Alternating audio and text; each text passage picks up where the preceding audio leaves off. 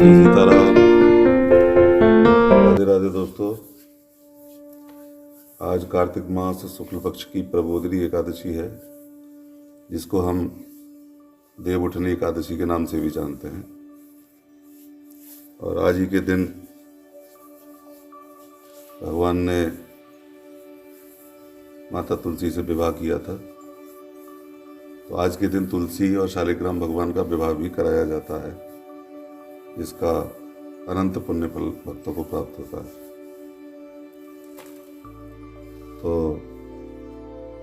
आज प्रबोधिनी एकादशी या देव उठनी एकादशी का महात्म्य व्रत कथा का पाठ करते हैं प्रेम से। राधे राधे। युधिष्ठिर ने पूछा, श्री कृष्ण, मैंने आपके मुख से रमा का यथार्थ महात्म्य सुना। मानद, अब कार्तिक शुक्ल पक्ष में जो एकादशी होती है उसकी महिमा बताइए। भगवान श्री कृष्ण बोले, राजन, कार्तिक के शुक्ल पक्ष में जो एकादशी होती है उसका जैसा वर्णन लोक सृष्टा ब्रह्मा जी ने नारद जी से किया था, वही मैं तुम्हें बतलाता हूँ।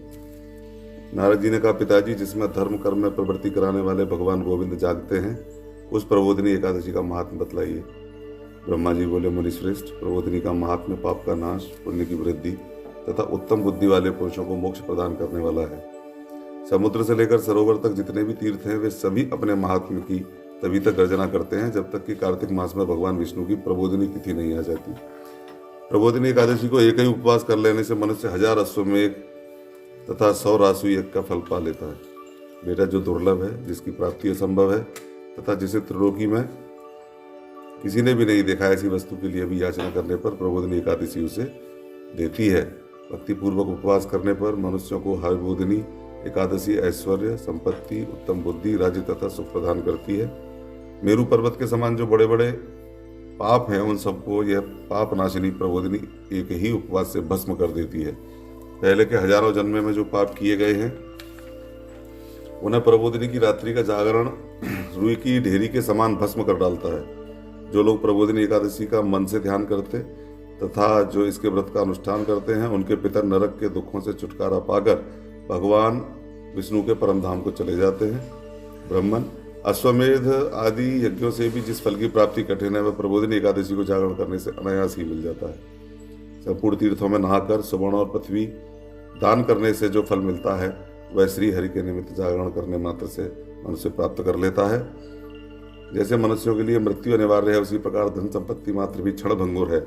ऐसा समझकर एकादशी का व्रत करना चाहिए। तीनों लोकों में जो कोई भी तीर्थ संभव है, वे सब प्रबोधिनी एकादशी का व्रत करने वाले मनुष्य के घर में मौजूद रहते हैं। कार्तिक की हरबोधिनी एकादशी पुत्र तथा पौत्र प्रदान करने वाली है। जो प्रबोधिनी को उपासना करता है, वही ज्ञानी है, वही योगी है, वही तपस्वी है और जितेंद्रिय है तथा उसी को भोग और मोक्ष की प्राप्ति होती है। बेटा, प्रबोधिनी एकादशी को भगवान विष्णु के उद्देश्य से मानव जो स्नान, दान, जप और होम करता है, वह सब अक्षय होता है। जो मनुष्य उस तिथि को उपवास करके भगवान माधव की भक्तिपूर्वक पूजा करते हैं, वे 100 जन्मों के पापों से छुटकारा पा जाते हैं। इस व्रत के द्वारा देवेश्वर जनार्दन को संतुष्ट करके मनुष्य संपूर्ण दिशाओं को अपने तेज से प्रकाशित करता हुआ श्री हरि के वैकुंठ धाम को जाता है। प्रबोधिनी को पूजित होने पर भगवान गोविंद मनुष्यों के बचपन, जवानी और बुढ़ापे में किए हुए 100 जन्मों के पापों को, चाहे वे अधिक हों या कम, धो डालते हैं। अतः सर्वथा प्रयत्न करके संपूर्ण मनोवांछित फलों को देने वाले देवादिदेव जनार्दन की उपासना करनी चाहिए। बेटा नारद, जो भगवान विष्णु के भजन में तत्पर होकर कार्तिक में पराय अन्न का त्याग करता है, वह चांद्रायण व्रत का फल पाता है। जो प्रतिदिन शास्त्रीय चर्चा से मनोरंजन करते हुए कार्तिक मास व्यतीत करता है, वह अपने संपूर्ण पापों को जला डालता है और 10,000 यज्ञों का फल प्राप्त करता है।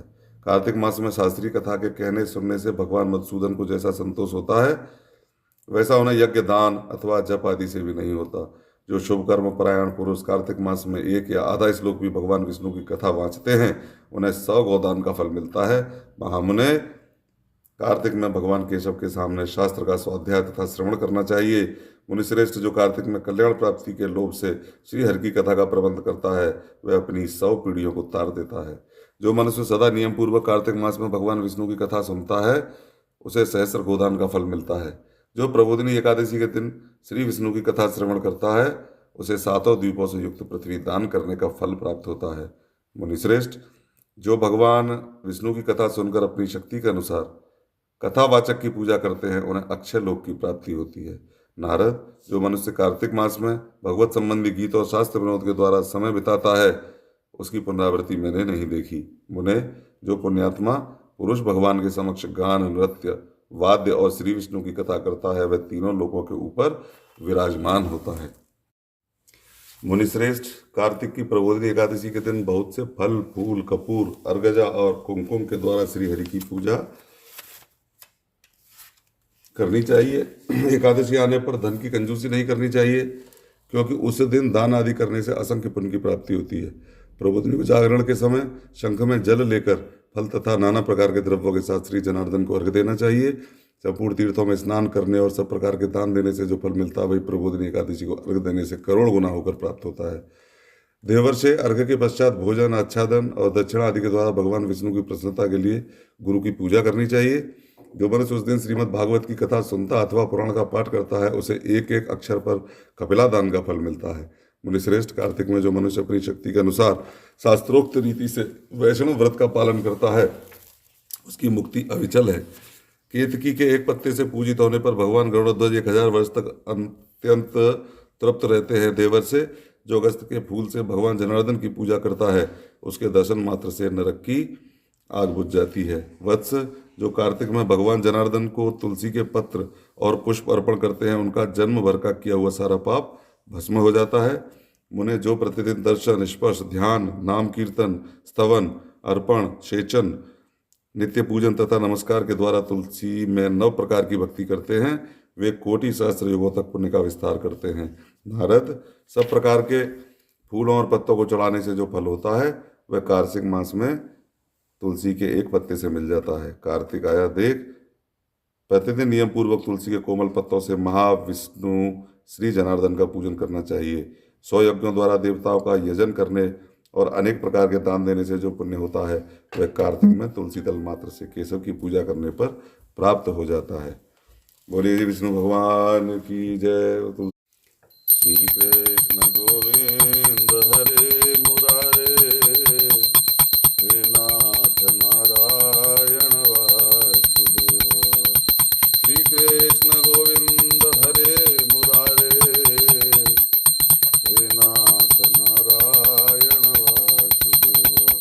श्री कृष्ण गोविंद हरे मुरारे, हे नाथ नारायण वासुदेव।